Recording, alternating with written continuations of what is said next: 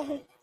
अरे हमारे खाता में से पैसा नहीं निकलत है, वह निकाल दो। ठीक है मैम, अपना नाम बताइए। हम झींगुर के अम्मा बोली थी। झींगुर की अम्मा बोलो चाहे जिसकी अम्मा बोलो, अपना नाम बताइए। हम अच्छा, हमारा नाम रचकला है। ठीक है मैम, थोड़ा हमें रेस्ट दीजिए, चाहे लेटो चाहे बैठो, हमें हमारा पैसा निकाल दो। तो मतलब नहीं मैम, हमें मतलब रेस्ट की मतलब थोड़ा हमें समय दीजिए, आपका खाता चेक करें। मैम, आपका खाता सीज हो गया है, आपका पैसा नहीं निकल पाएगा। अरे चाहे फ्रिज बनाओ चाहे कूलर, हमें हमारा पैसा निकालो। फ्रिज कूलर बनावत रही हो।